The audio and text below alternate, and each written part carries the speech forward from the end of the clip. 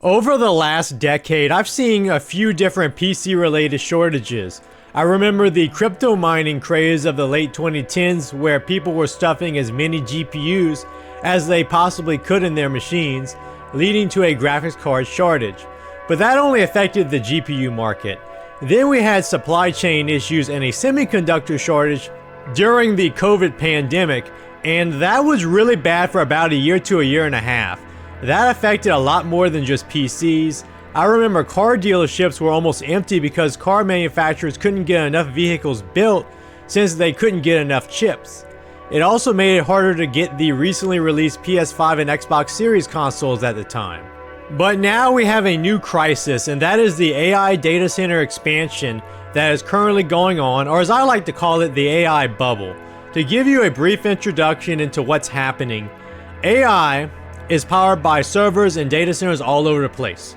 They require a lot of electricity, and these servers are way more powerful specs-wise than any home PC. We're talking about terabytes of RAM and possibly petabytes of storage.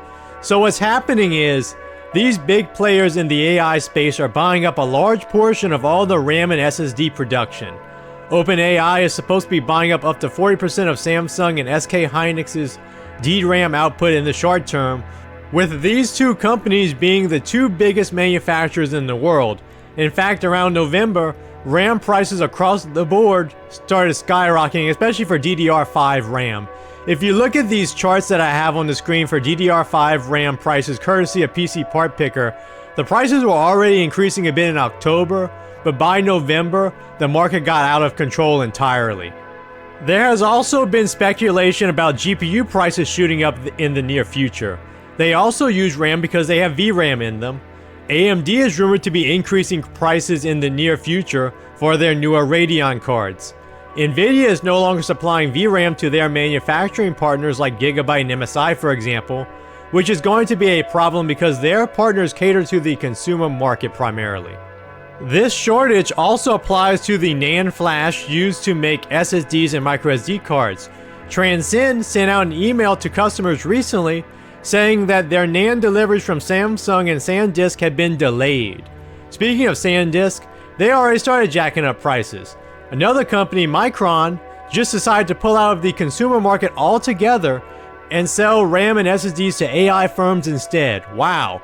Way to admit that you don't need regular people to buy your stuff anymore. The people that supported their crucial brand for decades. What a shame. Now, some of you might be thinking, well, I'm not building a gaming PC and I've already got plenty of storage. I'll be fine. Actually, no. You're not necessarily fine because this is going to have far-reaching consequences in the short term. Kind of like what happened with the supply chain crisis during COVID. For one, pre-built PCs are going to be affected as well since manufacturers have to buy RAM for them. Same for laptops. Two, RAM and NAND storage are in a lot of different products like video game consoles, phones, and even cars. It's already affecting Nintendo as they're having to pay 41% more for RAM to manufacture the Switch 2, which has already caused them to lose $14 billion in market value. The AI bubble has done more damage to Nintendo in the short term than them being an anti-consumer company has.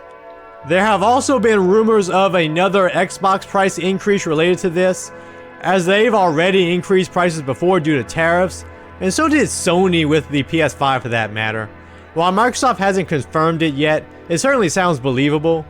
Phone prices are set to go up further in 2026. Now, from what I could gather, the projected price increases seem to be around 10% on average if we're just going by manufacturing costs. That may not seem like a lot, but keep in mind that just about everyone, young or old, has a smartphone nowadays. And if you need to upgrade soon, you might be paying more than you like if this AI bubble continues. But there's one other way that this could affect everyone, at least in America, and that's the energy side of things. These data centers require an absurd amount of electricity and water to stay up and running. The thing is, electricity use has already hit all-time highs as of last year in the US, and that's with data centers only taking up about 4% of the country's total electricity usage last year. That usage is set to triple by 2028. Virginia, one of the states with a very high concentration of data centers, has already seen an increase in electricity costs. Bloomberg put out an article months ago stating that the increases in areas where data centers were located were as high as 267% compared to 5 years ago. Something's not right with this picture. A lot of people in this country are getting screwed on their utility bills, all in the name of AI. Whether you're using it or not, you're probably still paying for it indirectly. And shouldn't these giant tech companies be supplying their own electricity instead of straining the existing power grid? We already have inflation problems, we don't need this. Now, as bad as all of that sounds, there may be a silver lining emerging. This AI boom is looking more and more like a bubble that is about to burst sooner than later. It's a big house of cards. First of all, AI isn't making the amount of money necessary to keep all of this growth up. If you look at consumers that use AI tools, only 3% of them are using paid products, while the overwhelming majority are instead using free tools. In 2024, enterprise spending on AI only got up to $13.8 billion. While I was certainly expecting an increase in 2025 once the year is done, the problem is that big tech is spending hundreds of billions per year on this expansion. Some estimates have the worldwide cost to keep up hardware-wise at around $7 trillion. And while I couldn't find how much your average business is spending on AI, I would imagine a lot of them have been hesitant to pay extra for AI tools in a lot of cases. I did see that Microsoft admitted to missing their sales target for their enterprise AI offerings. If they're having problems selling AI to businesses, considering how big of a market share they have with just Windows and Office 365, that can't be a good sign. The biggest house of cards here might be OpenAI. The more you look into their numbers, the more it spells disaster for them. They've committed to spending over $1 trillion over the next 10 years on AI infrastructure, but they're not making nearly enough money right now to justify that. Last year, they lost over $5 billion despite $3.5 billion in revenue, and the first half of this year saw them lose over $8 billion despite $4.3 billion in revenue. So they've gotten an increase in revenue already this year, but not enough to make a profit. They borrowed hundreds of billions of dollars so far, but the thing is, even some of the companies they're borrowing from have taken on debt to fund OpenAI. Oracle, Blue Owl Capital, CoreWeave, SoftBank, Vantage, and Crusoe have borrowed up to $96 billion to do so. Speaking of Oracle, they just had a terrible earnings report and lost a lot of value on the stock market, in large part because of concerns regarding the AI bubble. There's actually quite a bit of circular funding with AI right now in terms of these big tech companies investing money into each other. Like Nvidia investing in OpenAI, while OpenAI also signed a deal recently to use Amazon's infrastructure, just for one example. The circular funding is enough reason to be concerned right there. If they're only generating tens of billions of dollars per year, despite needing hundreds of billions of dollars per year in order to keep up with their investment promises, they're screwed. If I had to take a guess, I think they start collapsing whenever their 2025 earnings get released next year. That might be the thing that pops the AI bubble, and I think it's going to be hard for anyone to continue to justify loaning them money in the future.